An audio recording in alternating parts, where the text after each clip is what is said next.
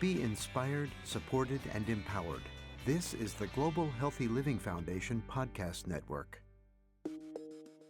It's very rare that I see or hear Black men in this space. And I don't know if that's just the thing about the Black man and we don't want to talk about our pain and we have to be strong and tough. But me, I'm going to talk about it.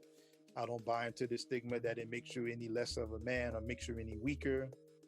Welcome to Talking Head Pain, a podcast that confronts head pain head on. I'm Joe Coe, Director of Education and Digital Strategy at GHLF. I've lived with migraines for over 20 years, so I understand what it can do to your life.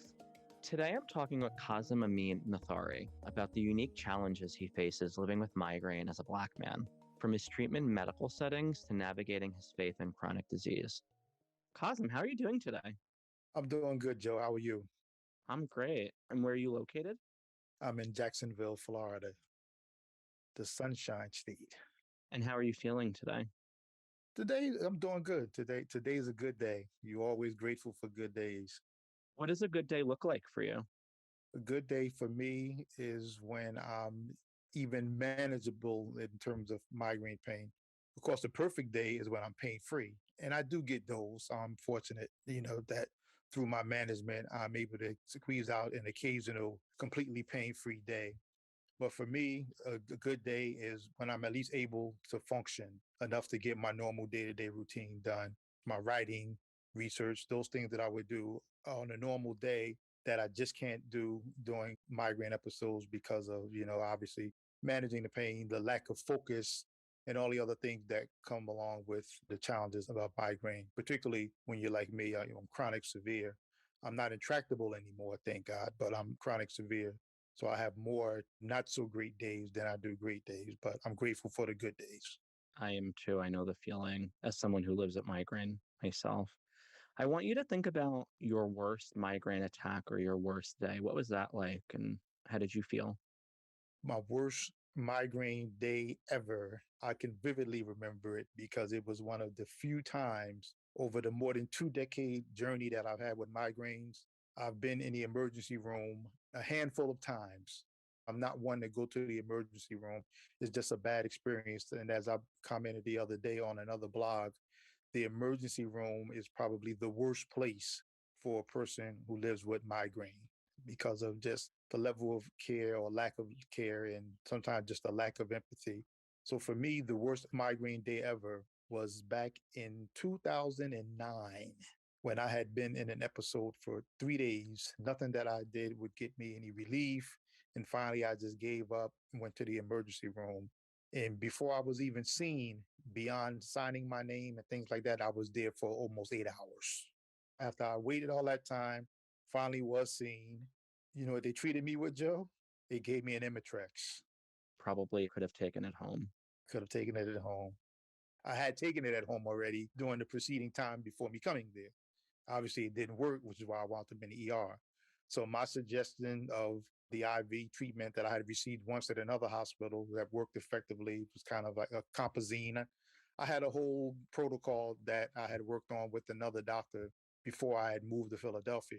It's like the attending at that particular emergency room really wasn't even trying to hear me. Like listening, yeah, okay. Left, came back, Imitrex and some water. Take this, follow up with your doctor. That was it. Like Qasim, hundreds of people living with migraine often have terrible experiences in the emergency room.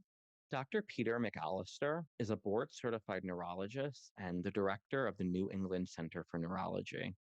When do you tell your patients to visit an ER, and what do you tell them to communicate when they're there? I look at the emergency room for a migraine patient as a really bad idea by and large. Emergency rooms are very important for acute care, car accidents, heart attacks, gunshot wounds, etc. But it's no place for a person with migraine disease. It's loud, it's bright. Again, going back to the stigma of migraine, you may get some personnel there who have no idea of the disability of migraine and not treat it seriously. Often hospitals, emergency departments will use non-specific medications and things like narcotics, which really studies have shown do no good. They can dull you up and make you tired to go home and fall asleep on your bed, but you wake up with a migraine the next day. So almost always one should try not to go. In fact, I consider it a failure on my part if one of my patients tells me that they had to go to the emergency room. My job is to give them acute medication and a backup plan and a rescue plan such that they don't have to go to the ER. Qasim says that when someone shows up at the emergency room with a serious migraine attack, he wishes emergency room personnel could view the condition with greater urgency. For a migraine patient, and this is not to over exaggerate, the pain of a person who's at the highest level of migraine can be equivalent to what a person may feel that is sitting in that ER that got shot. You just don't see the blood. So, because it's an invisible pain, it oftentimes can make people tend to just be, I'm trying to be fair, I don't want to say dismissive, but it doesn't move them. It doesn't give them the sense of urgency around your care and your treatment.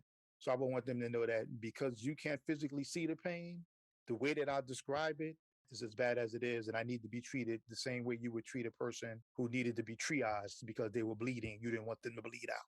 I would expect the same kind of treatment. That's really powerful. Any other part to this, Joe, is that I would want to be acknowledged that as a Black man, because I know something about my migraine protocol, that I'm not just subconsciously looked at as the person that just wants to come in there and get a higher level of opiate or drug. And that happens sometimes, where Black men and women of color that have been in, severe migraine episodes, and they're treated the same way. And I kind of wonder sometimes, it has to go through my mind, because we live in America, we don't frame everything or view everything through the lens of race, but it's a reality that we have to accept. And I oftentimes wonder that with my resume, my credentials, and things that I've been blessed to do in my life, that if that was presented to somebody and I was of a different complexion, if I would be treated with more of a sense of urgency.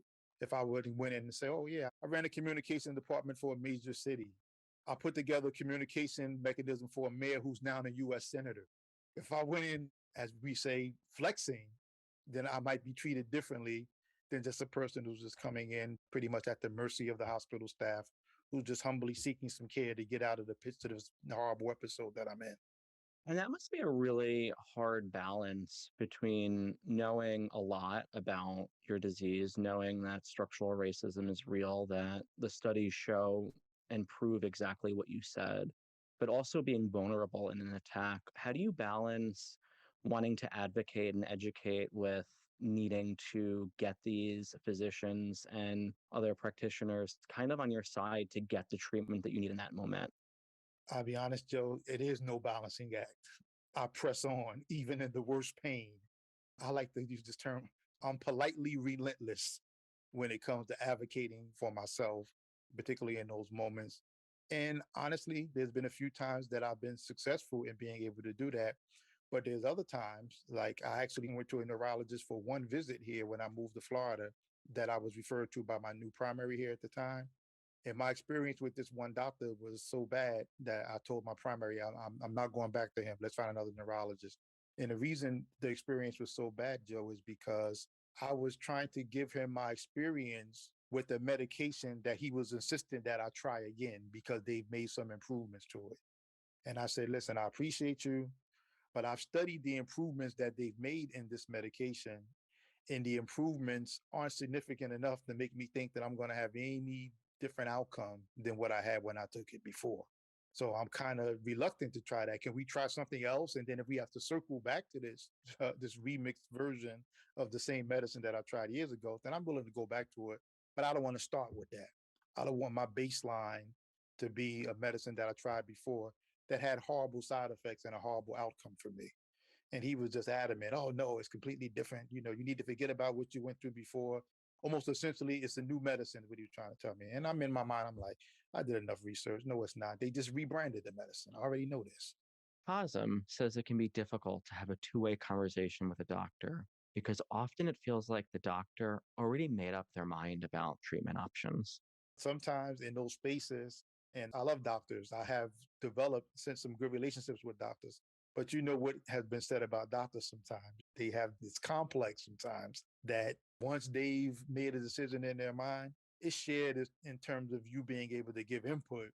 But the ultimate decision that they consider to be the right decision is the one that they've already carved out in their thought processes. So there's not really much input you can give other than just being heard. You're not going to really, for me, I don't see that you really influence their decision in one way or another.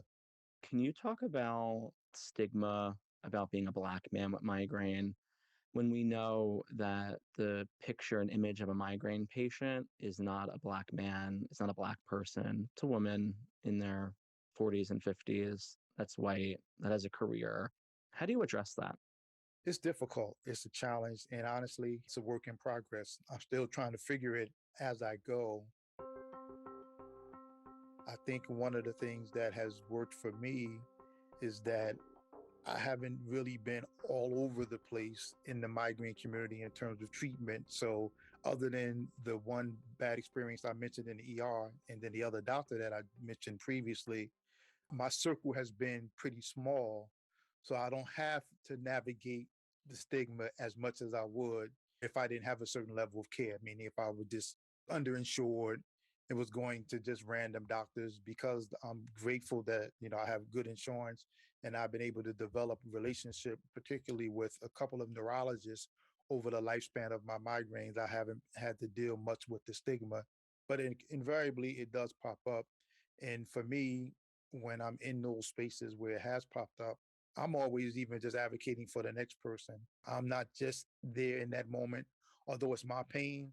I'm always thinking, what could I say or do at this moment that it would be a teachable moment for this person so that if they have to encounter somebody else after me that is maybe not able to articulate or advocate for themselves in the same way, what would they do?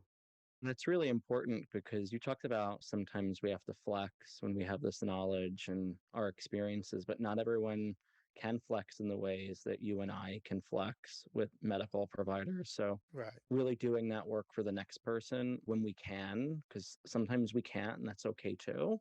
But when we can, it's really, really important. I heard something very exciting that you're starting a initiative, a hashtag on social media, hashtag Black Men Have Migraine Too. Can you tell us a little bit more about that hashtag and why you felt you needed to create it? Well, first and foremost, I'm going to give credit where credit is due. I'm creating the hashtag and I'm creating the not for profit organization by that same name.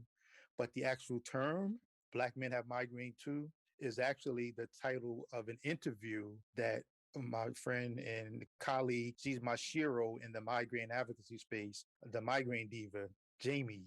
Oh, we know Jamie so well. Jamie's a personal friend. She's a warrior. She did an interview of me and she called the interview Black Men Have Migraine Too. It's on her blog. And that interview resulted as a result of one morning, part of my morning routine while I'm up writing after I've, said my prayer, have my tea, what have you. I'm always watching Good Morning America. I'm watching and they're doing a segment on migraine, which is rare. You know that in most of those shows, they rarely ever do segments on migraine. And lo and behold, they're doing this segment with Dr. Jen Ashton. And her guest, one of the people featured that day, was this woman who was known as the migraine diva, Jamie. So I was just blown away by, her advocacy and her passion around this. And I actually tweeted her and Dr. Jen how I appreciated the segment and being in that space to be able to bring so many people into the awareness of migraine. And from that point, Jamie contacted me and we forged a bond around our shared experience.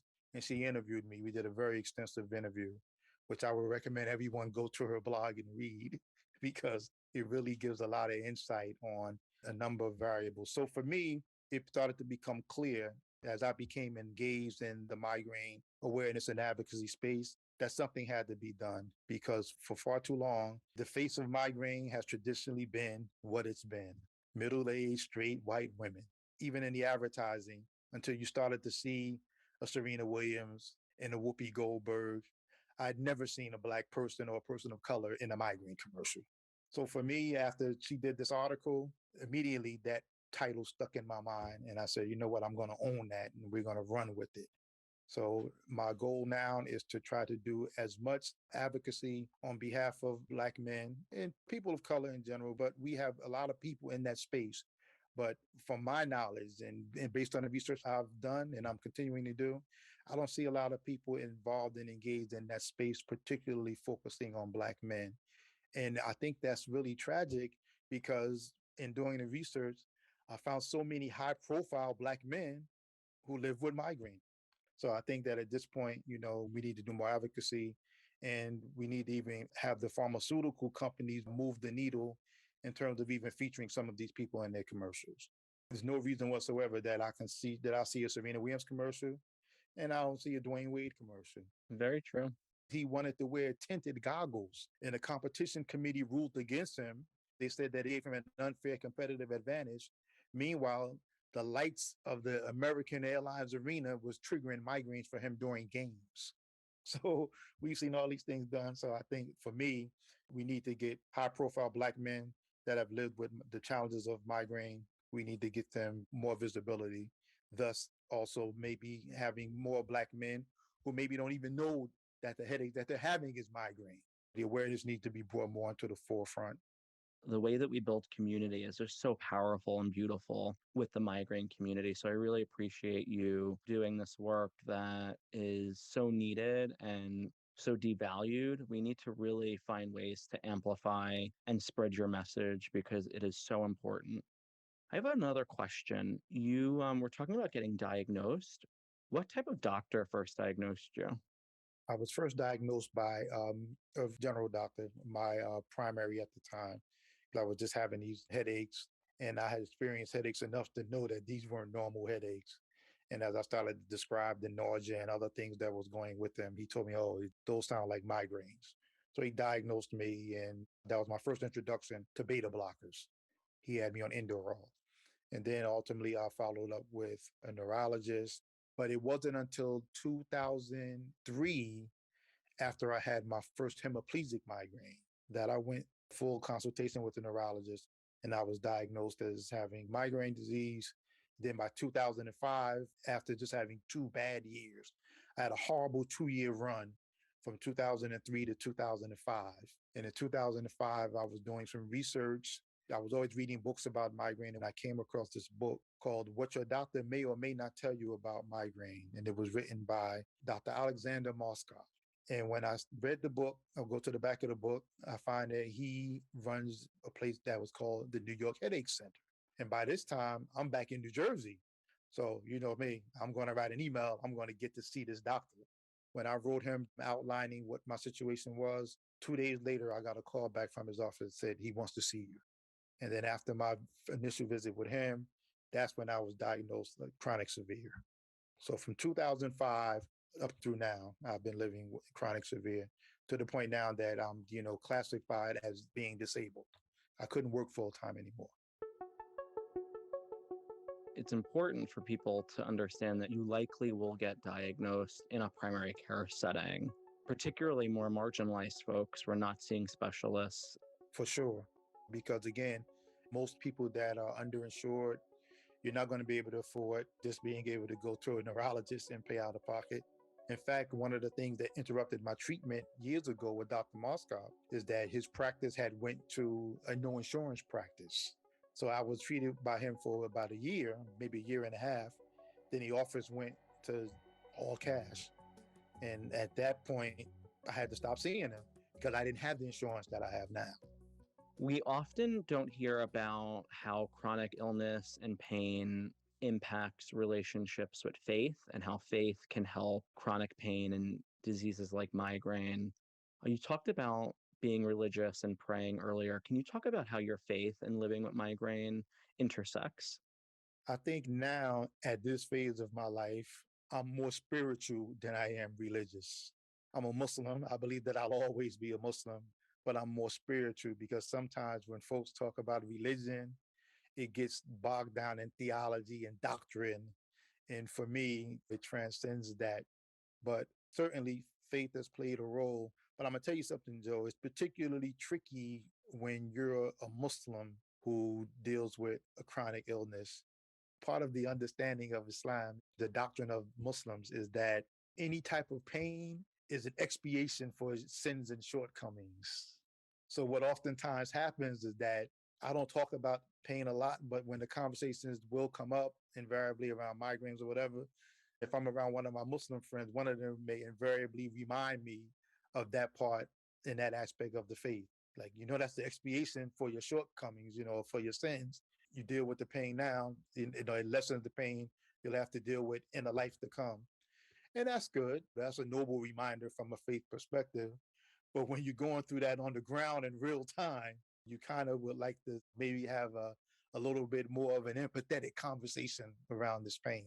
So that becomes an issue to the point that many people that are Muslims and they have any type of chronic illness, they won't share their story a lot. They won't talk about it because it's one of those things that it just kind of becomes ingrained and you're indoctrinated with the idea of like, just live through it, just keep pushing, persevering. A person may make a supplication or pray for you, I pray that God shows you mercy in your pain, and then we'll move the conversation on. So for me, I started to know that I had to really do a lot in terms of my own self-care, my own self-affirmation, because it's not really, but at least within my circle of Muslim friends.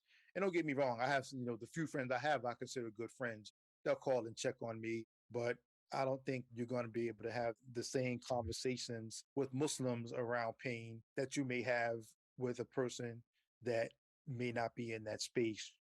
How do you navigate different religious or spiritual practices like fasting with migraine? We know that that could potentially be a trigger. It was the issue for me when Dr. Moskow first told me in 2005. Believe it or not, my first visit with him was during the month of Ramadan, the month that Muslims traditionally fast. And after we went through my medical history and all that, he said, "I want to tell you something." He said, "I know you're not going to like it because I know that your faith means a lot to you." He said, "I can see that about you." He said, "The first thing you're going to have to do, you're going to have to stop fasting." He said, "You can't fast anymore." And I looked at him, I'm like, "Wow." He said, "Because fasting is a major trigger for you. You're in like that worst percentile where fasting would be an immediate thing to send me into a severe episode." So I had to come to terms with that. But then it made me delve more into how we understand the options to fasting as a Muslim. And I started to read and be more cognizant of the things that you can do outside of fasting and still observe Ramadan. If you can't fast, you feed certain number of people that are poor or less fortunate, and all these other things that you can do. And it also made my practice of the month of Ramadan a more spiritually rewarding practice for me, Joe, because I wasn't fixated on a whole idea of just getting through a day without eating or drinking. I started to see what other benefit I could get from that particular month of worship and month of reflection and all those things that don't have nothing to do with it. So once that part was removed from my life and from my practice as a Muslim, then I became more in tune with the other aspects of spirituality that didn't have anything to do with the quote unquote ritual of fasting. Qasim had to recalibrate how he connected with his religion since he realized how much of a trigger or strain fasting had in regards to his migraine attacks. I asked Dr. McAllister to explain the science behind why certain things like fasting could potentially be a migraine trigger. It turns out that the stressors in life can precipitate migraine. And it's usually the change or the drop off that triggers it. For example, drop in barometric pressure during a storm, the migraine brain is more sensitive to it. The change in estrogen during a menstrual period, the migraine brain is more sensitive to it. And the same thing goes for fasting. So when we fast, we get hypoglycemic, our blood sugar drops, and that drop is felt by the migraine brain and can be a trigger. And we also get dehydrated, although water is certainly allowed in fasting, but often it's not adhered to. And dehydration can also be a trigger. Many patients who talk to their spiritual leader, the religion allows for medical conditions to have an exemption from fasting. So either one can fast and take migraine acute medication as needed, or speak to their spiritual leader and probably they can get an out. Qasim is Muslim. I asked him how the doctrines of his faith come into play when he brings up the subject of migraine. You're going to always have a few friends or people that'll tell you, well, maybe try fasting every other day. People that just want to include you in the process. So now they want to give advice in terms of what it is you have to do. So you can cave to that out of peer pressure. But I was one, even as a child, I was never moved by peer pressure. So I'm obviously not going to be moved by one now. So I was able to navigate that. But it comes up, people would bring that up in conversations, maybe, try to maybe do a couple of days out the month to get the reward. No, I believe that I worship a compassionate God. I'm still going to get the reward. He's already given me the prescription on what I can do if I can't fast. It's been clearly outlined. So I don't need to do anything to make an outward show of my faith. I don't need to wear my faith on my proverbial sleeve and put myself in jeopardy fasting when I know that it's something that's detrimental for me. But that process can be an evolution for anybody in any faith when you have to revisit or realign your life with something that has before then been a principal part of your faith expression. You just inspired me. If people ever ask me what I'm giving up for Lent, it will be unsolicited medical advice. I like that. I really appreciate your time. Was there anything that we missed that you wanted to cover? No, other than the fact that I really appreciate you having me on. Again, it's very rare that I see or hear Black men in this space. Although now, because of the past couple of years since connecting with Jamie, I've been involved and she's given me entree and invited me into people where I'm not the only Black male in that space. But to be honest, other than a few doctors, I actually have been the only patient, even still. And I don't know if that's just the thing about the Black man, and we don't want to talk about our pain, and we have to be strong and tough, so you can't get much of us in. But me, I'm going to talk about it. I don't buy into the stigma that it makes you any less of a man or makes you any weaker. And I think that in order for us to really be able to spread the word and raise the awareness of this being a challenge for many men that they bear silently, the only way we're going to be able to break that stigma and overcome that obstacle is through conversation and just being honest and forthcoming. And the only way that you'll get help is by actually just sharing what it is you're dealing with and seeking proper medical diagnosis and care. And then you can improve the quality of your life instead of just living in grin and bear it, as they say. That can't be the path forward. And I think that we all want a life that's better than that. You mentioned you have a podcast. Where do people find that? It's called From All Aspects with Qasim Amin Nathari. And you can find me now on any social media, Twitter, Instagram, under Amin Nathari, and on my website, aminnathari.com. Thank you so much. Joe, appreciate you. Thank you so much. Qasim's story has something we all can learn from. I would love to hear from you about what from Qasim's story you found to be most impactful and insightful. Send us an email to talkingheadpain@ghlf.org. Better yet, include a short video or audio clip. And who knows, whatever you share may be included in a future episode. Thanks for listening to Talking Head Pain, a podcast that confronts head pain head on. If you enjoyed this episode, give us a rating and write a review on Apple Podcasts. It'll help more people like you find us. I'm Joe Coe, and we'll see you next time. This season of Talking Head Pain is made possible with support from Amgen, sponsor of the Global Healthy Living Foundation.